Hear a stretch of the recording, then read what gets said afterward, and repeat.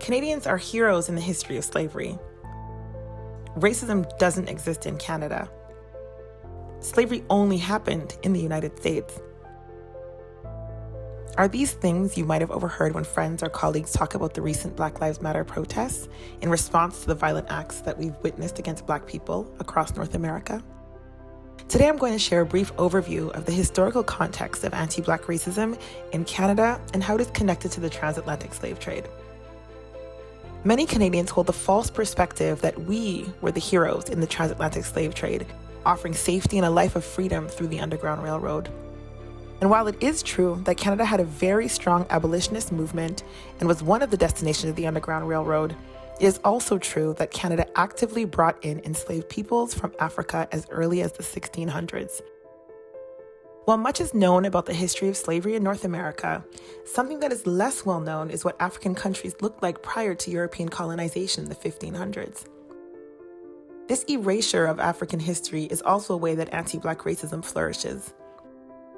The histories of people of African descent in North America does not begin at enslavement. The continent of Africa had and continues to have sophisticated cultures with complex social and political systems. Societies that participated in global trading routes and spectacular works of architecture, art, and science that were all flourishing in the years before the 1500s. Then the Europeans showed up, initially from Portugal and then France, Spain, the Netherlands, and Britain.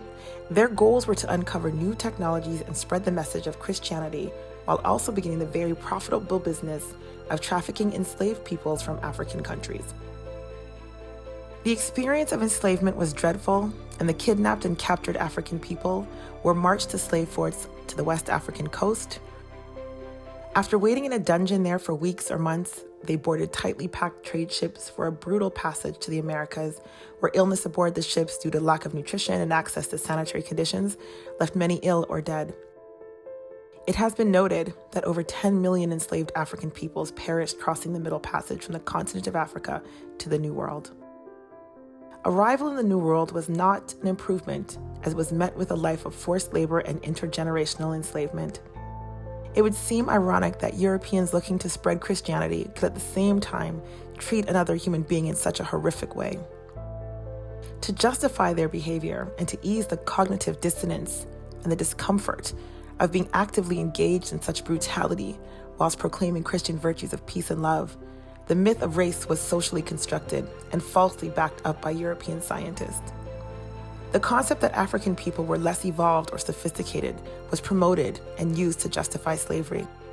This justification offered Christians the ability to maintain their worldview as God-abiding people, while at the same time treating Black and other Indigenous folks in horrific ways, all the while amassing great amounts of wealth and setting the stage for centuries of state-sanctioned violence. It is important as Canadians that we understand that our current views around race and power, who needs to be policed and who needs to be seen as less than, is directly connected to the atrocities of colonialism and more specifically the transatlantic slave trade.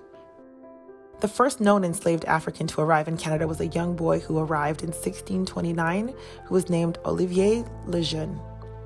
In total, Canada was responsible for the enslavement of over 4,200 Black and Indigenous peoples. While the economies of the United States, South America, and the Caribbean relied heavily on enslaved people for the production of sugar and other commodities, it is important to note that Canada, while a nation-state that actively participated in slavery, was not able to expand slavery to the same degree as our neighbors to the south, mainly because the major industries in Canada, which were fur trading and small farming operations, did not require the same number of laborers as the large farming industry in the United States, the Caribbean, and South America. Many of those that were enslaved in Canada as domestic workers, cleaning, cooking, and caring for children. As Canadians, we must learn about and share the rich history of African civilizations pre-colonization, learn about kings like Mansa Musa and queens like Queen Amina, as well as understand that enslavement and all of the horrors that come with it is a part of our collective history. Doing so allows us to see our role in challenging our current ideas of race, which ultimately frees us up to write a new narrative and way of seeing and treating each other.